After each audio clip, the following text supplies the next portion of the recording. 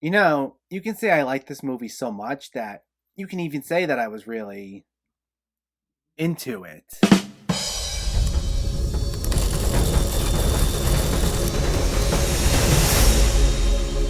What's going on, everyone? Welcome back to my channel and another installment in my Spider-Man review series, where I review every single Spider-Man movie in the lead up to my review of No Way Home. And today we're talking about the only animated film in this review series, Spider-Man Into the Spider-Verse. So before we begin, let me know in the comments what your thoughts on this movie were, if you already saw it, or if you were planning on seeing it, and make sure to hit that thumbs up button if you like these reviews, as it helps me out immensely by getting my content out there. And if you're new here, I hope you consider hitting that subscribe button so you can stay up to date with reviews of new releases, older films, hidden gems, and so much more on a near daily basis. But let's jump right into it and let's talk about Spider-Man Into the Spider-Verse. This stars Shameik Moore as the voice of teen Miles Morales, who becomes the Spider-Man of his universe and must join with the 5 spider-powered individuals from other dimensions to stop a threat for all realities. So before we begin, as I've been doing with each of these reviews, this is going to get into spoiler territory. So if you haven't seen Into the Spider-Verse yet and you wish to know absolutely nothing,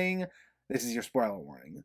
Go watch the movie, then come back to this. But anyway, here we go. This is directed by Bob Persichetti, Peter Ramsey, and Rodney Rothman, the latter of whom co-wrote this with Phil Lord, who also served as a producer with his frequent collaborator, Chris Miller. And I think we can all agree this one was such a pleasant surprise. To be quite honest, Sony Animation isn't exactly known to churn out classic after classic in the vein of Disney, Pixar, or even DreamWorks, and with a live-action Spider-Man having now just entered the MCU, to see an animated Spider-Man separate from that universe when the character's already gone through 2 reboots did seem a tad exhausting, at least when I first heard about it, and I know that was the case for some people who I spoke to at the time. But this just completely caught everyone off guard. Not only did this receive critical acclaim upon release, but it went on to become the first non-Disney or Pixar film since Rango in 2011 to win the Oscar for Best Animated Feature, and is also the first since Happy Feet in 2006 to win that award when a Disney or Pixar movie was also in contention. So that's saying a lot. But it's honestly not hard to see why. While there have been plenty of great animated films in the last decade or so, some of which are regarded as modern classics, I'd be lying if I didn't point out how a lot of them do tend to try following a similar style. In the days since the pop culture driven Shrek and the very quick-witted early Pixar films like Monsters Inc. and The Incredibles, among many others, it typically felt like a lot of other animated films since then have tried replicating that similar style. While some have worked considerably better than others, most of them, mainly the computer-generated features, tend to feel like they're trying to recreate the magic of a lot of those early 2000s hits, with a number of films across countless studios seeming like they're trying to be another DreamWorks or Pixar alternative. And while I wouldn't call a lot of them bad, they just feel considerably by the numbers and lacking in anything new or inventive, completely missing what made those early 2000s films so enjoyable, and at times, it felt a bit tiresome. So count me shocked when I saw this, as it makes it clear it's not going to be like any of those other films for a number of reasons. The first being the animation itself. Unlike your typical computer-generated animated movie, the goal of the animators here was to give this the look and feel of a comic book, which was achieved through the mixture of 2D animation being placed over CGI and utilizing a technique known as motion smearing, which gave the film a crunchier feel, as described by the producers, as there was no motion blur involved. And it was a big part of the film's sense of style. The best way to ultimately describe this is if the Batman show from the 1960s crossed over with the Lego movie. The rapid-fire, sometimes purposely disjointed movements of our characters would often be supplemented with things they say or sounds they make being verbalized across the screen. Like if someone falls and shouts no, we'd see the word no going down with the character. And every frame was busy. I'd never describe a particular scene here as feeling static. There was always something going on in either the foreground or the background, even if it wasn't something necessarily action-packed. There was just a lot to appreciate in terms of the animation. Like, even in sequences of characters just sitting around and talking, there was so much to enjoy from a visual standpoint. Settings as seemingly mundane as Miles' bedroom were actually really descriptive in all the little details among the backgrounds. So it was incredibly impressive. And to go along with its groundbreaking visuals is a sharp sense of humor, and I mean laugh out loud hilarious in nearly every single joke. Even though this isn't a Lord and Miller directed movie, you can feel their personal touch all over this, with a lot of great physical gags and witty one-liners thrown at us at a rapid-fire speed. And if you didn't know any better, you think this is something they directed. But I gotta hand it to the great work done by all the directors in replicating that style and still finding a way to make it their own. Now, this isn't void of drama or tension or stakes, and we'll get into all that shortly. But this film is first and foremost a comedy, and it makes sure not to waste a minute where, if it knows the moment can call for a laugh, it goes for it. And just about everything lands. Some of it is due to the hyper-stylized nature of it, like the comic book feel, giving way for an abundance of great setups, like the way in which those moments I mentioned earlier where big bold letters are sprawled all over the screen are a joke in and of themselves. But the film also just has a lot of charm to it in the way in which a lot of the lines are delivered. It can be extremely quippy in the vein of an MCU movie, but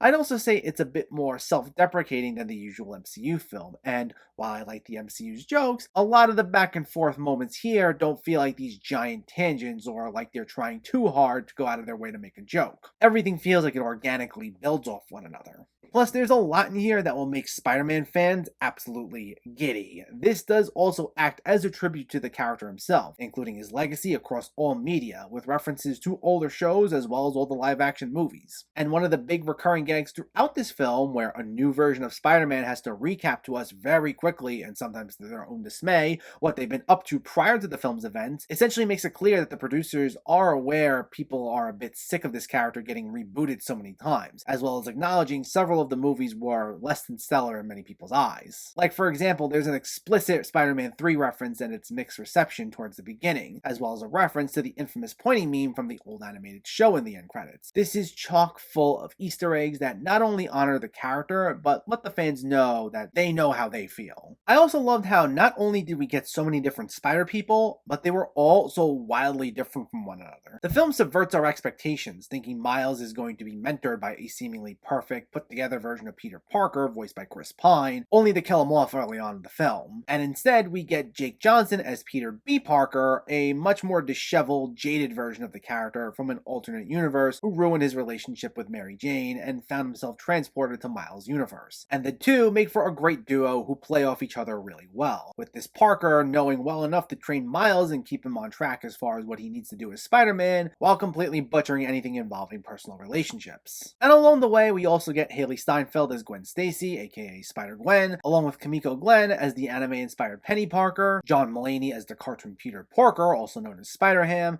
and one of the highlights for me, Nicolas Cage as Spider-Man Noir, who appears in black and white and sees everything in black and white. And this made for just such a fun dynamic, as the film combines all these unusual styles that you wouldn't think are able to go together, but wind up gelling a lot smoother than you'd ever imagine. And it leads to a lot of hilarious gags, poking fun at the respective genres and tropes involved with each of these other Spider people. And while they're not the main focus, even the villains are mostly portrayed pretty memorably here. Liev Schreiber voices Kingpin, who's our main villain, designed in a much more notably cartoonish way than we'll ever see him in the live action stuff, where he's just massive, which I know he's supposed to be pretty gigantic in the comics, but this was even more so. But while he's not a consistent force throughout the film, he was pretty solid, especially during one moment where it's revealed why he has the whole plan to unleash the multiverse so he can bring back his dead wife and son. So I thought there were some nice small emotional beats for him. And I also particularly enjoyed Kathryn Hahn, who portrays a gender-swapped iteration of Dr. Octopus. She gets considerably less screen time than the Kingpin, but in the few times we do see her, she chewed up all the scenery enough for me to enjoy her as well. Plus, we get one of the big twists of the film where it's revealed one of Kingpin's henchmen, Prowler, is actually Miles' Uncle Aaron, voiced by Mahershala Ali. This is similar to the Vulture twist we got from Spider-Man Homecoming the year prior, where it was revealed he's also the father of Peter's love interest, Liz. But not only were the two twists similar in terms of setup, but this also reminded me of the Homecoming twist in terms of just how well it was all executed. Both the storyline involving Miles and his uncle, as well as the presence of the Prowler, are strong enough forces throughout the film,